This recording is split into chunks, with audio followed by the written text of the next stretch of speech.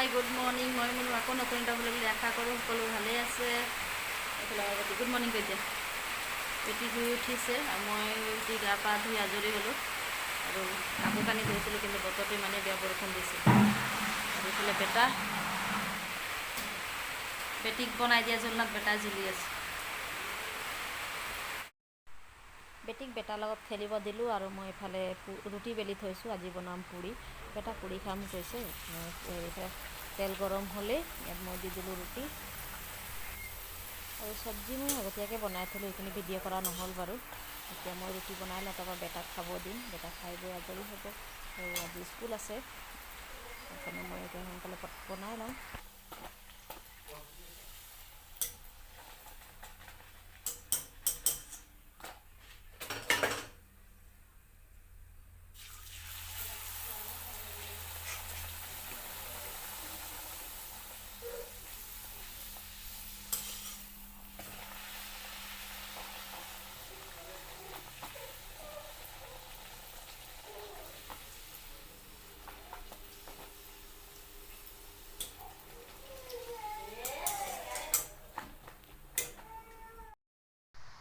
এইফালে বেটা স্কুল যাবৰ কাৰণে গাড়ীত বহিলে আৰু গোটেই পানী হৈ আছে, বৰষুণ দিছিলে। বেটাক স্কুল পঠিয়াই ল'লোঁ আৰু মই বেটিৰ কাৰণে বনাই আছোঁ অকণমান পায়স। আৰু পুৰি খাব দিছিলোঁ, নাখালে, একদম মুখে নেমেলিলে। মানে ইমান খুৱাব চেষ্টা কৰিলে, ভাবিছোঁ পায়স বনাই দিওঁ আৰু খুৱাই চাওঁ, নহ'লে ভোক লাগি থাকিলে এনেই আমনি কৰি থাকিব। কাম আছিলে কিছুমান, কাপোৰ কানি ধোৱা কাম, ধুই মেলি আজৰি হ'লোঁ আৰু এইফালে বেটিক খুৱাই থৈছোঁ।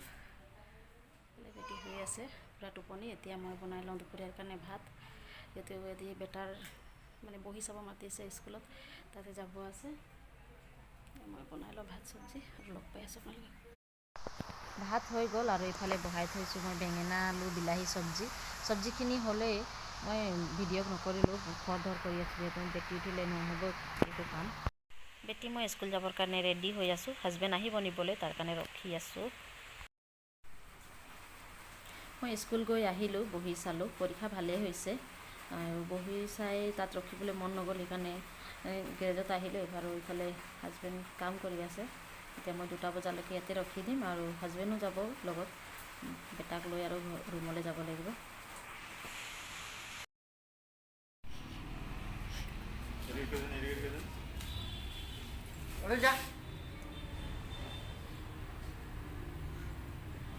পৰি যাবা তুমি।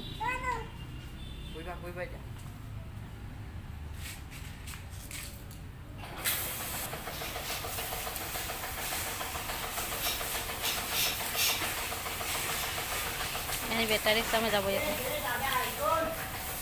দাদা আহি গ'ল। এতিয়া ভণ্টি বেটাৰী ৰিক্সা চলাব। হে বেটাৰী ৰিক্সা চলাব ন দাদা। বহা পিছফালে। দাদাক মৰম কৰি দিয়ে, দাদাক মৰম কৰি দিয়ে।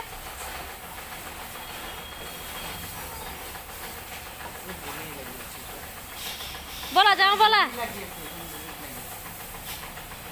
কোনে চলাব? কোনে চলাব?